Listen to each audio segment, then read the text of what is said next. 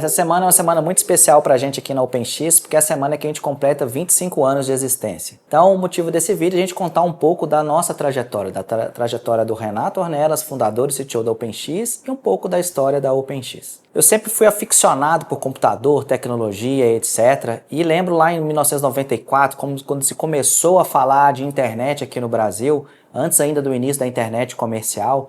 Eu lembro que eu adorava ir em bancas de revista, e eu tinha uma revista lá vendendo uma conexão com a internet, mas era uma ligação internacional para Nova York. Eu comprei a revista, mas não fiz a ligação. Ainda bem, porque provavelmente minha mãe teria me matado se eu tivesse ficado uma hora fazendo uma ligação para Nova York. Logo que começou a operação da internet no Brasil, eu fui um dos primeiros a me conectar. Eu já era usuário de BBS e outros tipos de tecnologia de trocas de mensagens e etc. E logo que surgiu a internet no Brasil, eu fui um dos primeiros a me conectar na minha sala, assim, dos meus amigos.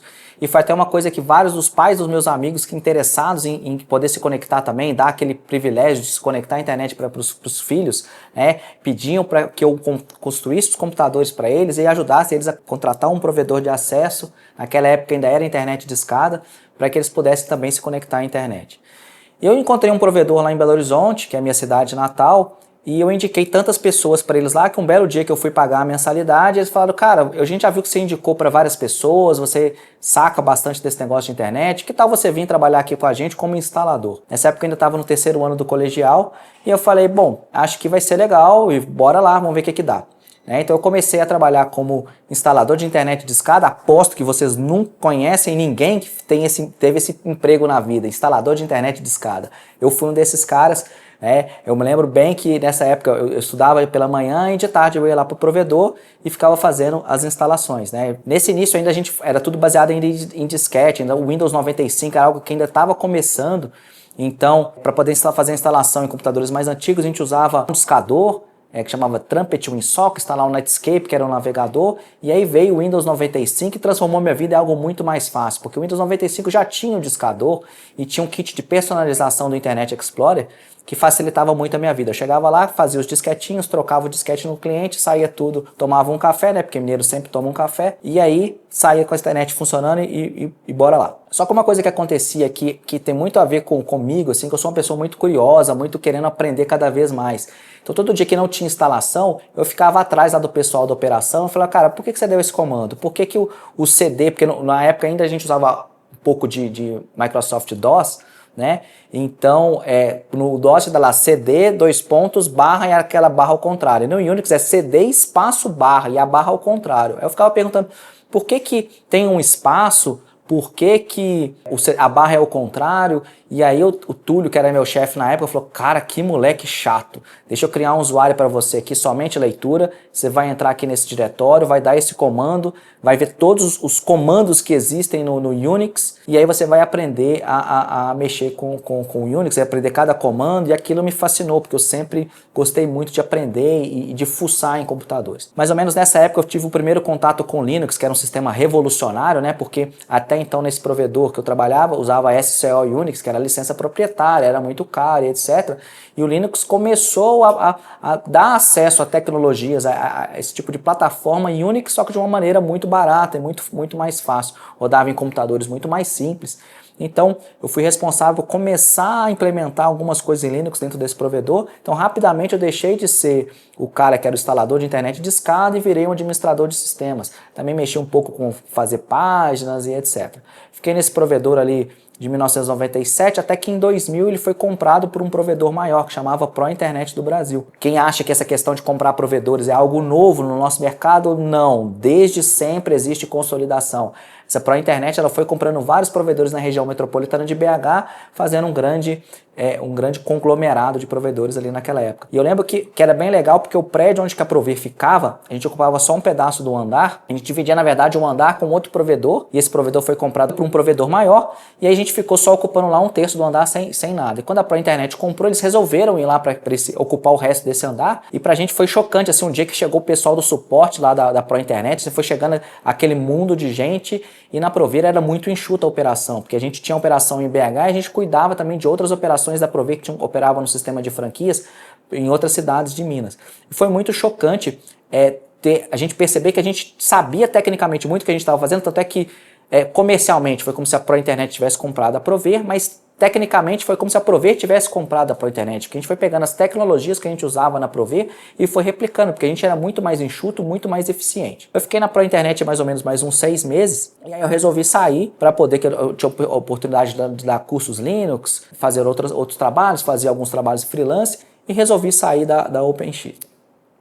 Eu resolvi sair da Prover. A Prover foi uma empresa muito legal, assim, porque o ambiente era divertido, assim. Naquela época que começou a ter jogos online, assim, eu lembro que a gente ficava final de semana, a gente trabalhava de manhã e depois do almoço a gente pegava os computadores, ligava e ficava jogando Quake. A gente até tinha servidores de Quake lá dentro, a gente ficava lá jogando, aproveitando, comendo pizza e etc. Aquela farra, e era um ambiente muito legal. Um dos donos da Prover, ele tinha uma franquia na cidade de Barbacena, lá no interior de Minas, e uma sobrinha dele foi estudar direito lá em Belo Horizonte e ela acabou trabalhando na Prover também. Essa sobrinha é a Paula, que hoje é minha esposa e minha sócia aqui na OpenX. Uns 6 meses depois que eu saí da ProInternet, conversando com a Paula, a gente resolveu empreender e montar um negócio para nós dois. E aí, até a origem do nome OpenX é exatamente porque, como eu mexia muito nessa época, eu sempre tive provedores como clientes, mas eu mexia muito com customização de softwares open source. Então tinha lá servidor de e-mail, servidor proxy, tudo tinha open lá no meio, alguma coisa.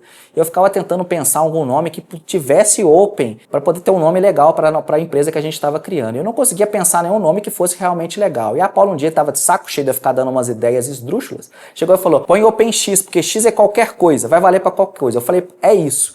Então foi daí que surgiu o nome e a gente começou a operar o OpenX lá em fevereiro de 2001, lá em Belo Horizonte ainda. O início da OpenX, sempre tivemos provedores na nossa carteira, mas a gente mexia mais com essa parte de servidores, servidor de e-mail, servidor proxy, etc. Servidor de arquivos, eu cheguei a fazer sistema de gestão de documentos para um grande hospital lá de Belo Horizonte, um hospital que chama Hospital Mater Dei. Só que a empresa não conseguia crescer, porque era muito nichado ainda essa parte de servidores, a gente não conseguia realmente decolar o negócio. Então a gente acabou abandonando a OpenX, largando ela de lado, fui fazer alguns outros projetos dentro de outros clientes, fiz servidores de vídeo, servidores de áudio que transmitia, tinha um evento lá em Belo Horizonte que chamava Pop Rock Brasil, era um festival de música que era feito no estádio do Mineirão, e o equipamento que fazia a transmissão do Mineirão para a rádio, que fazia a transmissão do evento, fui eu que desenvolvi. Eu fui fazer muitos projetos nesse sentido, mas sempre tive na minha carteira clientes provedores. Em 2009, o tio da Paula fazia parte de uma empresa que se chamava Unotel Telecom, que era uma operadora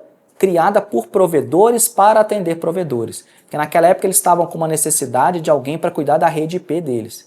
Ele me perguntou, você tem interesse? Eu falei, tenho interesse, bora lá, porque o meu mundo é esse mundo de provedores, é algo que tá no meu DNA. E aí eu fui trabalhar fui fazer a entrevista para trabalhar na Unotel, e foi nessa primeira entrevista que veio uma pergunta que para mim foi muito legal e mudou muito a minha cabeça. Porque me perguntaram, você conhece PTT? Eu nunca tinha ouvido falar daquilo. Quando eu saí daquela reunião, fui sincero, falei, nunca ouvi falar, mas vou pesquisar. E quando eu saí, fui pesquisar o que era PTT, eu fiquei alucinado com aquela ideia, com as possibilidades que aquilo traria. PTT São Paulo naquela época não é nada parecido com o que é hoje, né? Hoje a gente atrai aí de 70%, 80% do tráfego de um provedor médio no Brasil, consegue obter lá dentro do XBR São Paulo. Naquela época era coisa tipo de 5%, 10%, mas aquela ideia de estar todo mundo conectado diretamente, os provedores conectando diretamente com quem tem um conteúdo, a possibilidade de você contratar, fechar sessões bilaterais, fazer VLANs bilaterais, aquilo me encantou. E aí eu me tornei um entusiasta desde essa época. Um dos pontos de inflexão na minha carreira, quando eu estava na Unotel, foi exatamente o dia que eu virei para o Itacir, que era o diretor comercial da Unotel e dono da Optitel. Perguntei para ele, falei, cara, o que eu posso fazer para sair de trás do monitor? Eu gosto muito disso daqui, mas eu quero viver o business, eu quero saber como que compra, como que vende, como que formata, porque é muito legal o que eu faço, mas é só uma parte da mágica, assim, do que está por trás. Eu quero ver como é que o jogo realmente funciona. E ele começou a me levar para algumas reuniões na hora de contratar. Ele também percebeu que me levando nas reuniões conseguia contratar melhor, porque muitas vezes o cara que contrata não sabe tecnicamente se é o que o time técnico está precisando, aí vem aquele produto todo torto que a gente não consegue fazer funcionar. Então funcionou para ele porque ele fazia uma compra muito melhor embasada, e para mim foi transformador porque eu comecei a enxergar como o jogo realmente funcionava. Foi mais ou menos nessa época que a Unotel transferiu a sede dela, que ficava lá em Minas Gerais, para São Paulo, e pediu para que eu viesse também. Então nessa época eu não era exclusivamente da Unotel, mas eu resolvi abraçar e viver por conta da Unotel. Isso foi em 2011. Lá para 2013 a Unotel começou a olhar questão de TV por assinatura, para os provedores conseguirem ter mais desse produto para fazer o famoso triple play lá para os usuários finais. Só que eles estavam olhando tecnologias via satélite e eu não achava que aquilo era o futuro. Então naquela época eu meio que perdi o encanto da capacidade da Unotel de continuar transformando o mercado e resolvi sair. Naquele momento que eu resolvi sair, surgiu aquela dúvida: o que eu faço da vida? Volto para Belo Horizonte, vou trabalhar em algum provedor, vou trabalhar numa operadora ou vão reativar o OpenX? E aí foi a ideia que eu e a Paula tivemos de reativar o OpenX para poder começar a atender exclusivamente o mercado de provedores. E nesse início dessa segunda fase da OpenX, eu tive o apoio de 4 provedores ali do sul de Minas, que é o Breno e o Túlio da Micropic, o João da X Telecom, o Eugênio da Teleon e o André da Stratos, que eu juntei a operação deles para eles poderem comprar melhor e ter uma operação compartilhada de infraestrutura aqui em São Paulo. E foi muito legal porque foi um dos pontos que caracteriza o que a OpenX é hoje no mercado, foi exatamente uma das reuniões desse grupo, desses 4 provedores com a OpenX. Porque eles estavam lá, vai usar o meu AS lá para fechar a sessão com a Level 3? Não, vai usar o meu AS, vai usar o meu AS. Eu bati na mesa e falei: gente, pera lá, não vamos brigar não, vamos tirar um AS para a OpenX. Ninguém nunca ouviu falar de OpenX, então nós vamos começar uma operação nova. Então, tecnicamente, lá naquele início, a OpenX que operava tudo, mas comercialmente eram os provedores que estavam pagando as contas. Eles que investiram nos equipamentos, eles que pagavam o link para as operadoras. Só que vários provedores lá da época da Unotel me procuravam perguntando o que eu poderia indicar de link. E como eu tinha essa sobra desse grupo que a gente tinha formado em São Paulo, eu perguntei para eles: gente, eu posso começar a revender essa sobra? Eles falaram: pode, você remunera a gente pela sobra e fica com a diferença, tá tudo certo. Então eu comecei a trazer vários provedores e aquele negócio foi começando a tomar corpo. Então, à medida que ele foi tomando corpo, eu fui começando a assumir novos contratos, fui assumindo esses contratos antigos, contratos de data center, e como vocês bem sabem, de 2 em 2, em 3 em 3 anos, a gente acaba tendo que trocar todos os equipamentos que a gente tem na nossa rede. E aí quando foi ter o próximo ciclo de atualização de equipamentos, já foi a OpenX responsável por comprar e manter os novos equipamentos. O grupo, então, ajudou somente naquela fase inicial com aqueles primeiros equipamentos. Então, naquele início, a OpenX então tinha 2 produtos basicamente. A gente tinha a consultoria, que é algo que a gente tem desde o nosso início lá, que é a nossa vontade de criar para o Brasil uma internet cada vez melhor. Então é configurar melhor os equipamentos, aproveitar os melhores recursos que a gente tem de hardware, de equipamento, de tecnologia, e também o Link IP. A gente começou com o Link IP, foi mais para poder me ajudar na consultoria, porque se eu dependesse, por exemplo, se o meu cliente de consultoria tivesse o link como operadora tradicional, toda vez que desse problema eu perdia muito tempo para resolver. Se aquele meu cliente de consultoria fosse meu cliente de IP também, era muito mais fácil, porque estava na minha mão resolver o problema. Era muito mais fácil que eu tinha lá várias operadoras, se aquela operadora estava fora, se tivesse com problema, eu tirava ela fora e ficava usando as que estavam funcionando enquanto eu abria o chamado com tranquilidade. Eu não perdia tanto tempo naquilo. E logo no início também eu percebi que era muito arriscado, porque nesse início da segunda fase a OpenX era só eu e a Paula. Então eu achava muito arriscado e uma irresponsabilidade daqueles caras também deixar tudo na minha mão. Então eu sempre me preocupei e falei: olha, pode até acontecer alguma coisa comigo, mas eu vou montar uma rede muito resiliente, espalhada em mais de um endereço em São Paulo, com vários fornecedores de trânsito, várias conexões, para que tenha uma chance muito pequena de um problema acontecer e afetar a rede como um todo. Então isso foi sempre um pilar para a gente, garantir a resiliência, uma rede muito robusta. Com o passar do tempo, a operação foi crescendo, a gente foi trazendo cada vez mais clientes, foi tendo aquele boca a boca. A gente, por exemplo, nunca investiu, nunca teve um departamento comercial aqui dentro da OpenX. Todo o nosso crescimento foi 100% orgânico, foi fruto do nosso trabalho, da gente buscar um trabalho muito bem feito, de entregar um link com excelente qualidade, e os próprios clientes iam contando para os amigos que estavam usando o link da OpenX, que aquilo estava trazendo uma melhoria para ele. Outro ponto que era muito legal é que às vezes um provedor de uma região começava a usar o OpenX, o concorrente dele percebia que ele começou a perder alguns clientes, ele ia ver que era por causa do link, ele vinha atrás da gente. Então, muitas vezes a gente atendia uma cidade lá no meio do Maranhão, tinha 2 provedores que acabavam sendo clientes da OpenX. A gente começou a perceber que isso era um efeito que acabava acontecendo muitas vezes também.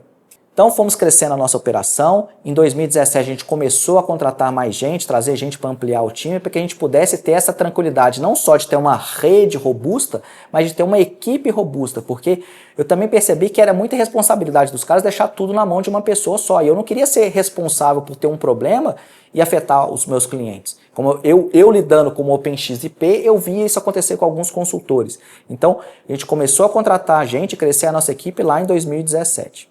Em 2018, por ali, a gente começou a perceber a questão dos ataques da DOS que começaram a aparecer. Naquela fase, eles causavam muito transtorno pra gente, porque a gente tinha equipamentos com porta de 10 GB, isso acabava afetando muito negativamente os nossos equipamentos. Qualquer ataque que entrava, saturava os nossos equipamentos, a gente tinha dor de cabeça. Então a gente começou a desenvolver técnicas e usar software para poder nos proteger. Mas fomos entendendo bastante sobre como funcionam os ataques, o que a gente pode fazer e o que a gente precisava fazer para melhorar nesse aspecto. Lá para 2019, a gente começou a investir, a criar mais pontos de presença, né, ter presença da OpenX em mais data centers em São Paulo, e começamos a perceber uma coisa também que acontecia, que os clientes lá no início, eles queriam colocar equipamentos em São Paulo, e a gente falava, cara, não coloca equipamento em São Paulo, usa uma porta do meu equipamento, que está tudo bem.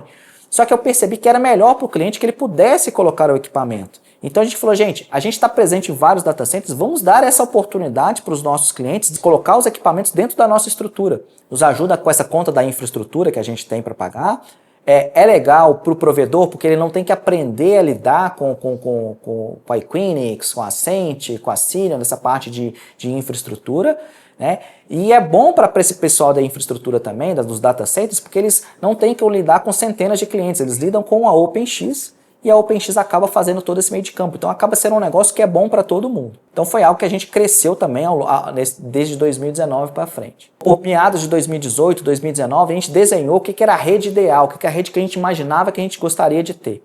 E a gente, no final ali de 2019, a gente fez um investimento em switches completamente de 100 GB. Não é algo trivial naquela época, a gente teve que achar fornecedores lá na China que tivessem equipamentos capazes com portas de 32, tivemos que homologar os softwares para ver se eles atendiam os requisitos da rede da OpenX e conseguimos comprar os equipamentos. Os primeiros chegaram em novembro de 2019. A gente instalou o primeiro em dezembro, depois instalamos mais um em janeiro de 2020 e aí veio a pandemia.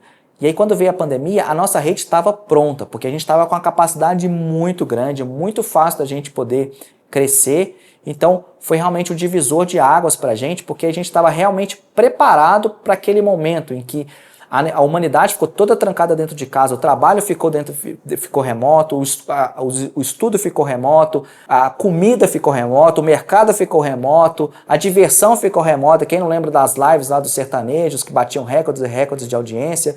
Então, tudo ficou online, então o seu crescimento foi explosivo e a nossa rede estava pronta. Então, a gente conseguiu ajudar os nossos clientes e ajudar a humanidade, ajudar o povo brasileiro a passar por aquele momento, tendo um pouco de alívio naquela situação que era tão difícil que eles estavam vivendo naquele momento. Ali no final de 2020, a gente teve até uma ideia de montar um projeto que era um NOC para atender os provedores.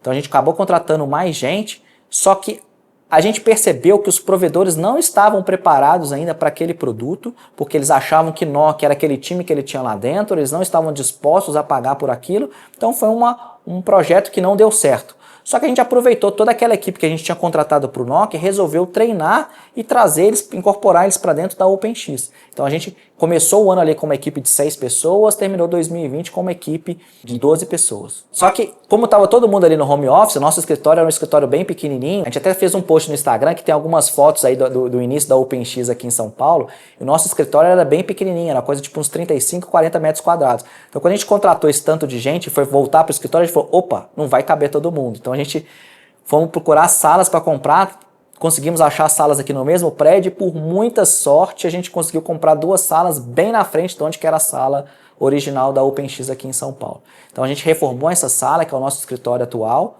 né? Esse primeiro escritório que era da OpenX a gente transformou num mini data center para que a gente consiga mostrar para os nossos clientes como que eles podem fazer para montar um pequeno data center com mais qualidade, com algumas boas sacadas na parte de energia, refrigeração e combate a incêndio. Tem algo que também para a gente foi bem legal. Então a gente ficou com 2 salas maiores para comportar toda aquela equipe que a gente tinha contratado e também tivemos com uma sala para a gente conseguir montar o nosso pequeno data center. Em 2022, a gente ainda usava soluções de mercado para proteção contra ataques da DOS.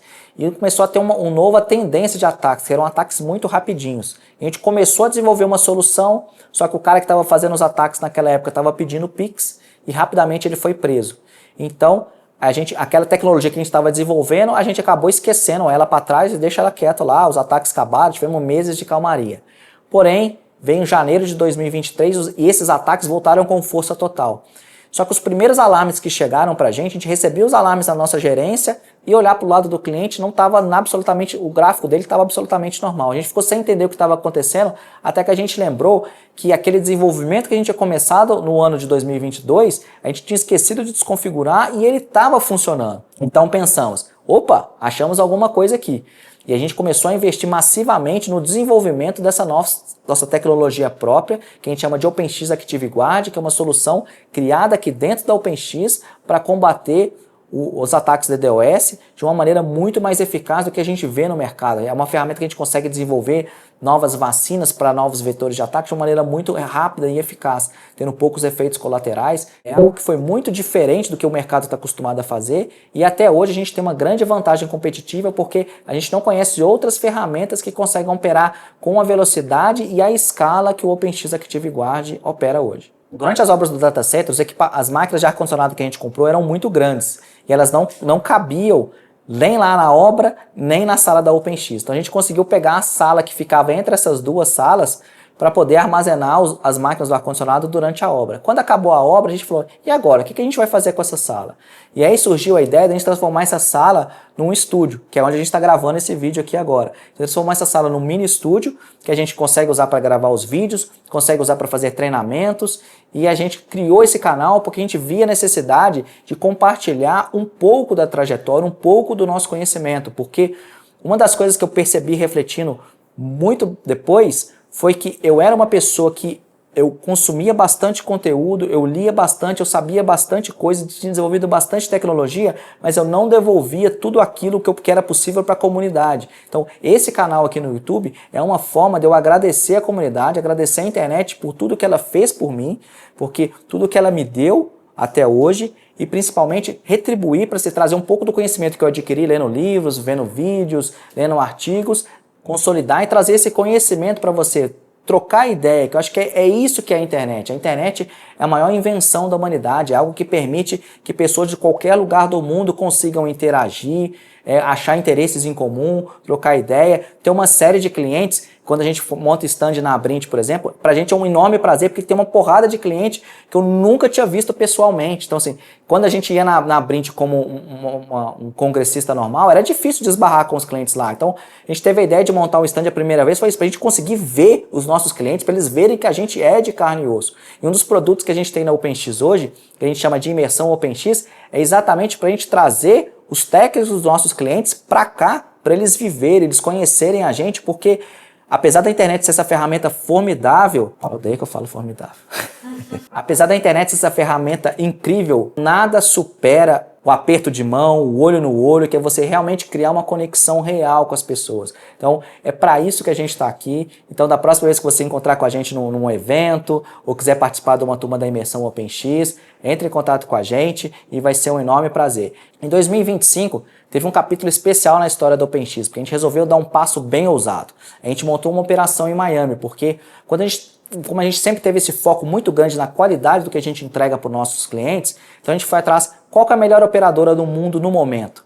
E achamos qual que era essa operadora. Ela tem presença no Brasil? Não tem. Qual que é o lugar mais próximo que a gente consegue se conectar com eles? É em Miami. Eu falei, então é para lá que a gente vai. Quero me conectar diretamente com esses caras para conseguir trazer essa qualidade para os meus clientes. Então a gente montou essa operação lá em Miami, né? Então, lógico que essa operação vai apoiar além na melhora na conectividade, mas ela também permite que a gente faça novos serviços e principalmente que a gente consiga lidar com os ataques originados nos Estados Unidos de uma maneira muito mais próxima da origem, sem precisar impactar tanto no backbone, sem precisar impactar tanto na operação para fazer essa limpeza aqui dentro de casa. Uma das coisas que a gente gosta muito aqui no canal é de compartilhar com vocês conceitos, técnicas, coisas que a gente faz no nosso dia a dia, na nossa operação de verdade, porque a OpenX ela é mais do que uma consultoria. A gente, além da consultoria, a gente tem a nossa rede, que é uma rede bem grande, então a gente tem autoridade para falar não só sobre teoria, a gente vive aquilo na prática. Então, para a gente é muito legal poder compartilhar com vocês aqui nesse canal, que a gente viu que não existia esse tipo de conteúdo na internet. Então, a gente falou, vamos trazer esse tipo de conteúdo, o mercado carece de formação técnica, de conhecimento sobre como a gente faz para resolver problemas de uma maneira mais eficaz, como a gente pode usar melhor os protocolos, quais são as tendências da rede. Se você fez parte da história da OpenX em algum momento, você já foi cliente nosso, a gente já trocou alguma ideia, tá aqui o meu grande obrigado, porque Nada do que a gente fez seria possível sem vocês que estão aí do outro lado, acompanhando a gente, torcendo pela gente, porque é o que a gente fala muito aqui no canal, a gente não tem clientes, a gente tem amigos, né? Porque a gente busca isso com intencionalidade, a gente é uma empresa divertida, assim, aqui dentro da OpenX o clima é leve, a forma como a gente trata os clientes é de uma forma leve, que a gente trata como se fossem nossos amigos. É lógico que a hora de fazer as coisas sérias, a hora que a gente vai fazer tudo que precisa ser feito, porque isso está no nosso DNA de ajudar e resolver o problema da maneira melhor possível, mais rápida possível. Mas o trabalho não pode ser chato e maçante, ele tem que ser divertido. Então, quanto mais leveza a gente tem e traz para os nossos clientes, a gente tem certeza que isso torna o trabalho algo muito melhor para todo mundo que está envolvido. Então, fica aqui meu muito obrigado, um grande abraço e até o próximo vídeo.